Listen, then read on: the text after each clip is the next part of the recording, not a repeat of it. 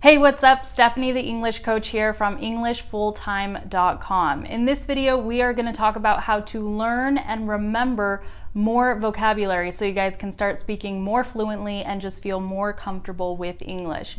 Now, I have many methods to share with you guys, but what I want to say is that we all learn a little bit differently. So there's not one way that will work for everybody. You really have to test and see what works for you, what you enjoy, because when you enjoy the way that you're learning, you learn more and you learn faster. Okay, let me give you a quick example of this.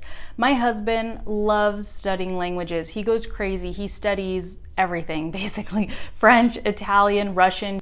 I can't even keep track of all the languages that he studies. And you know how he likes studying them? He uses apps like Duolingo and Mango Languages. He loves using these apps, and you can find him at any point of the day just sitting there with the app, learning new vocabulary, learning new words. And then when he meets people that speak these languages, he actually can talk with them. But for me, I don't like that method. I cannot just sit and play with an app. It's not my learning style. It does not work for me. And I'm just not interested in that kind of learning. So I have other methods that work for me, but maybe that method will work for you. So it's something to consider if you're trying to learn more vocabulary. Okay, before I tell you what will work and what has worked for me and what is amazing, I want to tell you what doesn't work, okay? Or at least what doesn't work for me. Cramming never works. You guys should know this, right? We're all adults here, or most of us are all adults. We've all been through traditional education systems, and we all know what happens when you cram. Maybe you're able to pass the test, but then you don't remember anything the next day. This happened to me all the time when I was in high school, because in my history classes, every Friday we would have a vocabulary exam. We had to learn 10 new words each week and then take a test on those words. And I never studied. I was super lazy when it came to learning new vocabulary because I hated this learning method. I was just so against it. I hated it. So basically what I would end up doing is right before the test, when our teacher would give us 10 extra minutes to prepare, I would just read through all the words really quickly. I would memorize the definition. And I think, because my brain was in survival mode, like you have to pass this test, then I was able to memorize all the definitions word for word. It was incredible. And then, we would do the test. I would get 10 out of 10 right every single time. I had the words down, the definitions, everything memorized 100%. But guess what? The following week, I never remembered what those words were, okay? So cramming like that does not work. It's not a good method. You want consistent exposure to English over a long period of time. That is literally the best method. Okay, so now I want to tell you guys about a YouTube video that I saw years ago that was phenomenal, and it's about the way that our brain works. If I can find it, I'll link it in the description for you guys to watch because it's truly really incredible. So first, in this video, the narrator shows you a list of words, 10 words, and says, okay, try to see how many of these words you can memorize. And then after you see the list, you have to write down as many as you can remember. And I was able to write down like 4, maybe 5. I could not remember all the words. And then the narrator told a story using those words and showed you images of the words as he was telling the story. And then at the end of it, he was like, okay, now how many do you remember? And I was able to remember every single word. And the reason is because that word was placed in a story. There was context, there was an image, there was something for me to relate to and identify with.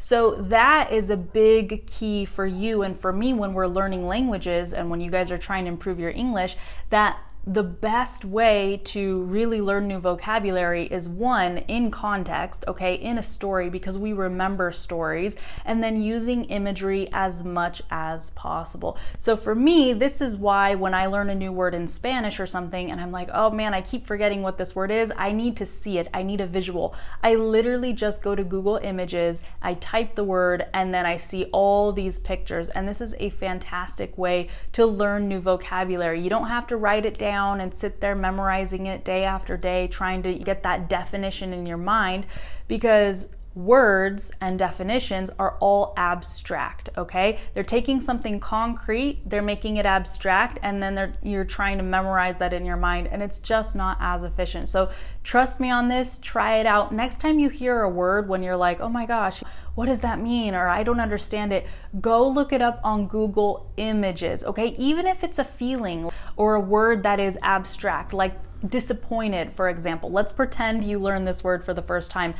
There's not really an image like ball. You can see a ball, right? You can't see disappointed, but you can, because Google Images is going to show you pictures of people who are disappointed, and you're going to recognize the expression on their face, because that's an expression we make in any language, okay? So that's just a quick example of how you can use imagery and use the fact that your brain remembers things better when it sees images to learn new vocabulary and remember it in English. Okay, the next thing I want to talk to you guys about is social media, because as you guys know, it's already been proven that social media is highly addictive. Facebook, Instagram, etc. So what we can do is we can actually use this to our advantage. All of your Facebook, all of your Instagram account, everything, it should be in English, but not just the account itself, you know, where it says settings and friend requests and all this stuff. Not just that, okay, but all of the content that you're seeing inside of Facebook, all of the content that you're seeing inside of Instagram, all of that should be in English. So if you focus on a deeper motivation that you have, not just English, but something that you're really passionate about, this could be related to your career, related to your hobbies, whatever it is, but something that you love, just follow pages and content related to that in English. And because Facebook and Instagram is already so addictive in and of itself, you're gonna be scrolling through your news feed for at least 5 minutes every day. You're gonna be getting new words in English, and it's just a really easy way to build your vocabulary. So I'm going to give you 2 examples of pages that I love following on Instagram, all in English. And if you guys follow pages like this, you're going to be learning new sentences and new words every single day. So one type of page that I love following on Instagram is quotes, like uplifting, inspirational, motivational quotes. You can find pages where they post quotes every single day, multiple times a day. And if you're following 20 pages like this, first of all, you're going to be feeling a lot more positive, I think, on a daily basis, and you're going to feel a lot more encouraged with whatever goals you're trying to achieve, but you're also going to learn new sentences, new words, new ways of structuring phrases, etc. Okay? And to find these pages, just use the hashtag search function. Go to hashtags and then type in motivational quotes or inspirational quotes, and you'll start finding a bunch of pages that publish this kind of content. The other kind of page that I love following on Instagram is pages about memes, okay? Memes and jokes and funny things. They make me laugh every single time. And this is a really great way also to stay up to date on slang or to learn slang. If you're following pages on Instagram that are nothing but memes, your vocabulary is going to increase without a doubt, and your slang, you're going to start learning a lot more slang too. And you're going to laugh more because they're so funny. Okay, so the next thing I want to say about this is that it takes time for the brain to process new information, okay? So you're not going to be able to learn hundreds of words every single day, and you shouldn't even try, because even if you learn the definition of a word, you have to hear that word in context many times before you really truly understand that word and can use it on autopilot. So a lot of times I see students that hear a word for the first time and they start trying to use it, but they're misusing it. They're using it out of context because they don't really understand how to use it. So sometimes I think it's better to just listen a lot more first and analyze how words are used. And then once you feel like, okay, yeah, I totally understand how this word should be used, then you can incorporate it into your vocabulary and start using it. Now, with all of that said, there are times where you're gonna have to memorize a lot of words in a short amount of time. And this happened to me when I had first come to Argentina. It was my first year in the country. And I decided that I wanted to start working as an independent beauty consultant, and I was going to start selling and marketing different beauty products. Well, it wasn't until that point when I realized, oh my gosh, I don't know how to say these basic words in Spanish that are related to makeup and, doing your makeup. Like, how do you say lipstick? How do you say eyeliner? How do you say blush? How do you say eyeshadow? These are all words that are related to makeup and doing your makeup, and I didn't know any of them. So what did I do? I had to go look up all of this information and start memorizing like crazy. And I remember that I printed a bunch of material. I watched YouTube videos in Spanish. I was taking notes about how the girls were describing their makeup and describing how they were applying it. I was taking notes, and then I would practice. I would do presentations in front of the mirror. I would make people listen to me. And I was basically like, hey, this is my job now. I have to know these words. I can't not know these words. So that was really frustrating because even though I was studying every day, I kept forgetting words and it felt like I was making no progress.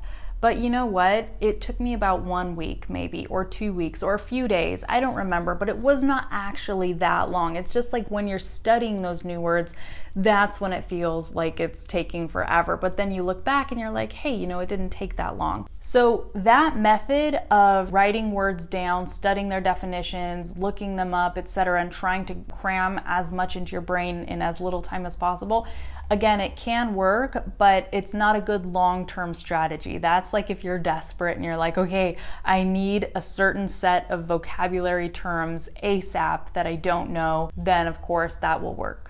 Okay, and my last tip here on how to learn and remember more vocabulary is to just start being more observant, right? We have active vocabulary and passive vocabulary. What happens with a lot of you guys is you understand everything that I say. So my vocabulary is in your passive vocabulary because you understand it.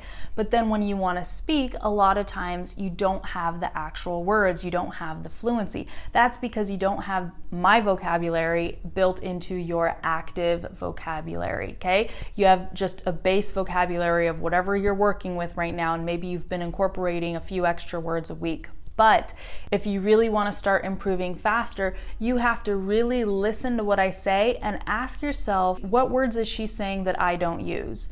Ask yourself that question and you'll start realizing, oh, she always says this phrase, or she always says these words and I don't use them. How does she use them? And then once you start making those observations, you'll be able to incorporate it into your speech and of course start having a bigger vocabulary. And with that said, the idea here is not to have a huge vocabulary, it's just to be able to express yourself well. You guys might notice that I don't use a ton of big words because I don't care about using big words. I want people to understand me and I want to communicate what I'm thinking and what I'm feeling. And in order to do that, you don't need a huge amount of words, okay? You just need basic words, okay? So you can do this even without having an extensive vocabulary. Just remember that you should be focusing on chunks, okay? Not necessarily individual vocabulary words, but chunks and phrases.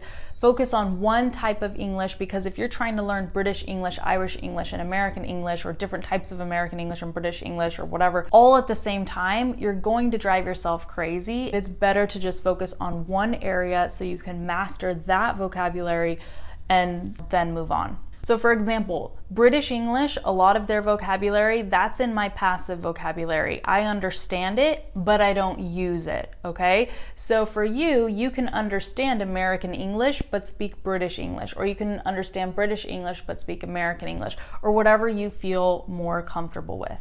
Okay guys, so hopefully those tips were helpful. Please let us know in the comments what tips you'd like to add based on your personal experience, what works for you, what learning styles you enjoy to improve your vocabulary. We look forward to reading what you have to say, and of course, don't forget to check the description because I leave lots of links and lots of other information in the description. For those of you who always ask, no, I don't offer private classes. I'm so sorry, but I do run several online programs that you might be interested in. So again, check the links in the description and you'll learn more about them there. That's it, you guys, and I'll see you in another video. Bye.